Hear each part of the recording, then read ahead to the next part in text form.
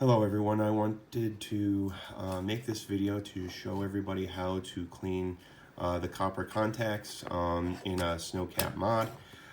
So, I've heard people say before, oh, I don't like copper contacts because they're a really big pain to clean. I think in part of that is because people might be used to cleaning a copper tube mod.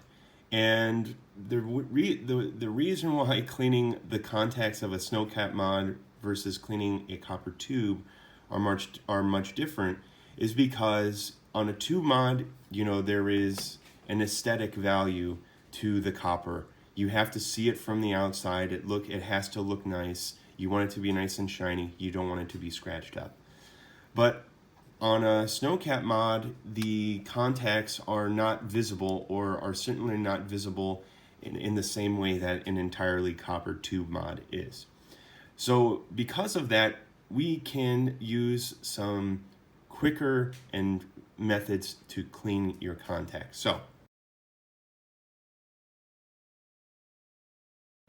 I'm going to show you the first method, which is this. I use a green scratchy dish pad, like a Scotch pad, and this will clean the contacts very, very well. So before I show you that, let's take a look at this contact. So let's compare. So this is the contact from the Twin Peak, and this is my personal one. I've been using it a lot. And this is a new contact. This is actually for the Avalanche V2. So as you can see, this contact has been in use for a long time. It's called it has oxidized, which means that it has been exposed to the air for a long period of time, just as all copper is. And after a while, it gets this look like an old penny. So when I see the contact like this, I know that it needs to be cleaned. Now, first of all, let's talk about what actually needs to be cleaned on this, because what actually needs to be cleaned is the points where the electricity from the battery is changing from one piece of metal to the next. So let's look at where those are. So that's the battery dimples, because the electricity is going from the battery into the contact. So the battery dimples need to be cleaned. Then we see up here, this area that touches the 510 connector needs to be cleaned. And then also the 510 connector can be itself cleaned.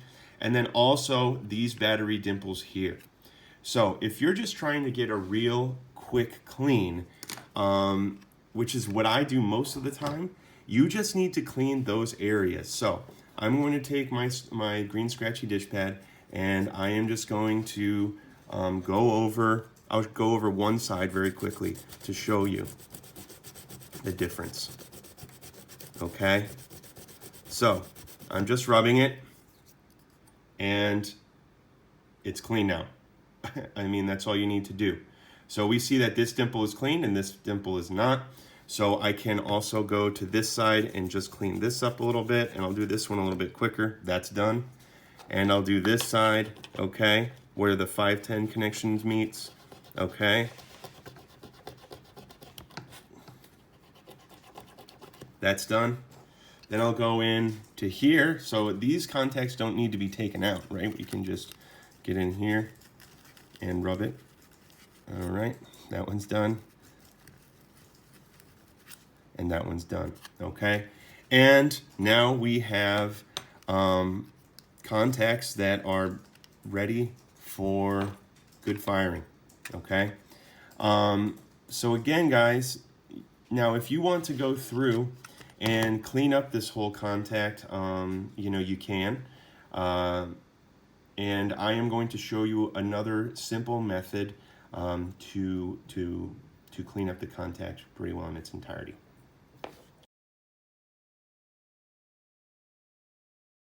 Alright guys, so the next thing I want to show you is how to kind of quickly and simply get a deep clean. So if we want to just use the green scratchy dish pad method and get these major parts cleaned up, that's fine. That's what I typically do, and it takes literally 30 seconds to do it that way. However, I'm looking at this one, and it's pretty brown, so I want to kind of shine this up and make it look nice. So what I'm going to show you now is a method to really kind of speed this process along, so that you're not sitting there rubbing every inch and getting different compounds, getting your Dremel out with your polishing wheel or whatever. Okay, so what I have here is I have a container, all right, and in this container I have, as you can see here, it is white vinegar, all right. So what I'm going to do is I am going to take this and I am just going to drop it in here, okay? So while that's in there, there is a chemical reaction happening, and it is going to remove the oxidation from the contact. So you can do this for about 5 to 10 minutes. And then when you take it out, it's not going to be like perfect, but much of the oxidation will be removed. So it's only been in for like 30 seconds, so let's just take a look now, okay? So we can already see the oxidation is starting to fade. So I'm going to leave it in there for about 5 or 10 more minutes. So I'm going to turn the camera off, and then I'll come back to you in approximately 10 minutes. All right, so it's been about 10 minutes since I have put this in. We could wait as long as 15, but you don't really want to wait longer than that, just because the reaction actually can start going not in your favor.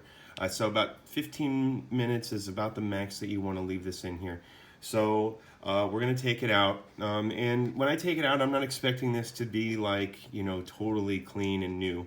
However, we should see a pretty big improvement. So I also have here some water. I typically just use the sink, but for the sake of this video, I need to use this bowl here. So I'm going to take this out, okay, and I'm going to put it in my sink or in my bowl of water just to rinse it off. And then I am just going to take a towel and towel it off. Sorry, it's getting a little crowded in front of the camera here. All right, and I'm just going to move this stuff out of the way. And now let's take a look at our contact. So as we can see, it has really brightened up. All right, it looks a lot better than it did when we first left it in there. And this is just a very quick way that doesn't require a ton of time and elbow grease. The vinegar does a lot of the work for you. And then even then, I can kind of go in and I can just go in with my green scratchy dish pad, and I can hit some of those spots, these rough spots here. Okay, let's take a look at this. Right, this is actually pretty bad. I guess looking, it's not really dangerous, but it just doesn't look great.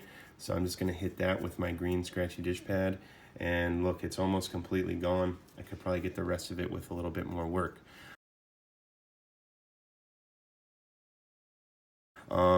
And I'll just show you guys now, if I want to clean the whole thing, I'll do it this way. So I'm just going to clean one section so that we can compare. And so if we look, right, we have a nice clean one. So we can see that here, the vinegar plus the dish pad, we have pretty much a totally clean contact compared to this area, which I did not use the pad. Still looks better, much better than it did before. So guys, these are the methods that I use to clean. Again, I would not recommend these methods necessarily to clean a tube mod where you are worried about what the copper actually looks like from the outside.